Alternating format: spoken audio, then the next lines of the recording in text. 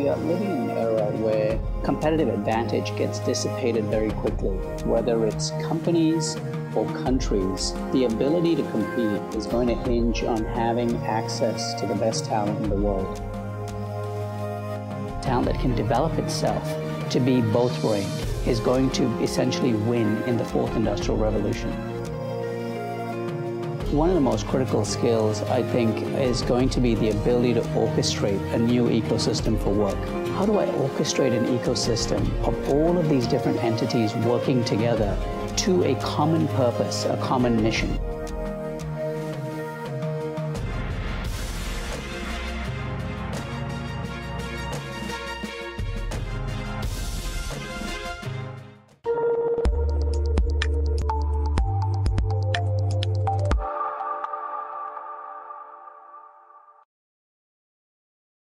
In the old days, we used to think about talent as being either right-brained or left-brained. I either got creative talent or I got analytical talent.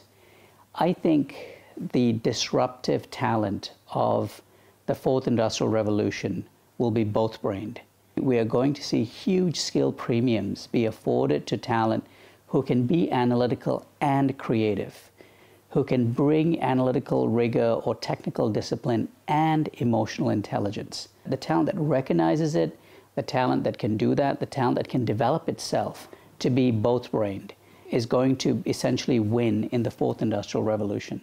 And whether it's a country as big as China or a territory as small as Northern Ireland, the recognition that we need to be able to compete on a global scale with the best talent, the most skilled talent, whether we grow that talent internally or bring that talent from the outside, that's really important. There are a number of things that are going to be important to the talent that is going to power the next generation of our economies. Operating in an environment where there is stability and security, I think, is one part of it. The other is having access to opportunities to work on really interesting and creative things and projects that are going to make a difference, not just to one company, but maybe to a society or a country. Obviously being rewarded for making a difference and having the monetary benefits of being able to do that. I think all of those things are really important in terms of creating a sustainable deal for this talent.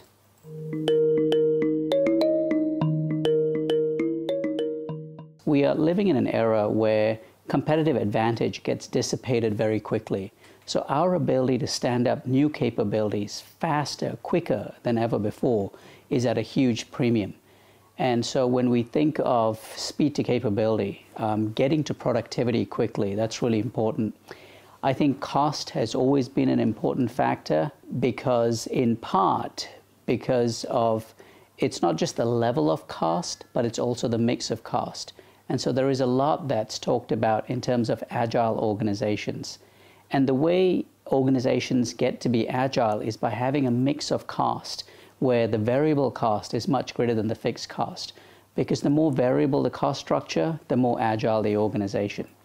And the third variable of risk, I think, is particularly important in an era where we have much less certainty than we've had before. The risk of these new ways of working, the risk of using AI, the risk of using robotic process automation, the risk of using talent on a marketplace, those are new risks that we need to understand. But equally, we need to recognize that we are underestimating the risk of the talent we have in our workplace. And this is specifically the risk of obsolescence, because these changes in technology, these changes in how work is being done, are making skills we've had for hundreds of years redundant very quickly. Their half-life is shrinking dramatically. And so that's a risk that we need to recognize with the way we've worked, the way we've hired people for the last 150 years.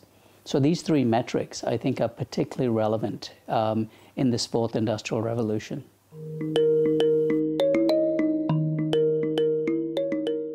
When it comes to leaders, one of the most critical skills, I think, is going to be the ability to orchestrate a new ecosystem for work. And in the past, leaders may have operated in more of a mindset of where I control all of the assets in my company.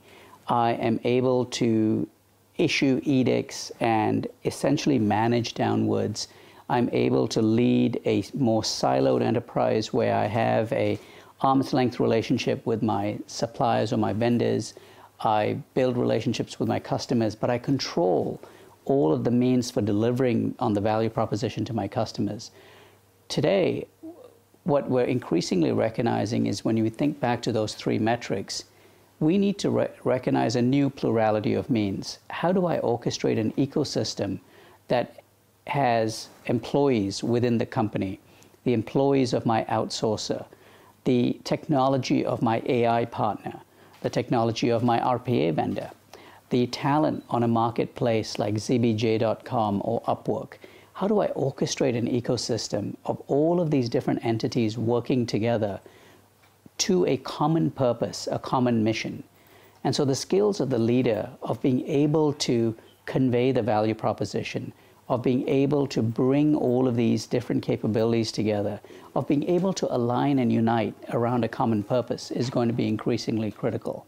So if that is the new pivotal skill of the leader, when we get down to the manager, I think it becomes very tactical and very specific in that in the past, I may have delegated responsibility to my team. I may have had a team of 20 people.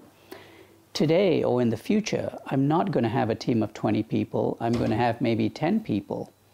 And I'm going to have, again, these other parties coming together. So talent on zbj.com or Upwork doing certain tasks. RPA, the RPA vendor doing some other analytical work. The AI vendor providing more intelligence and insight to my team. So how do I coordinate the workflows?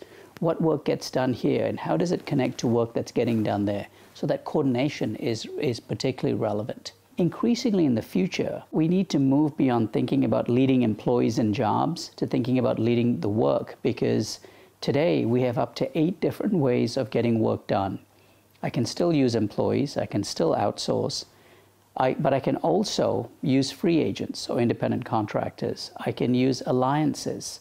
I can use talent on platforms. I can use volunteers, and I can use AI and robotics. So how do I now, again, lead work being done through these 8 different means, as opposed to always thinking about, I need to hire someone or develop someone?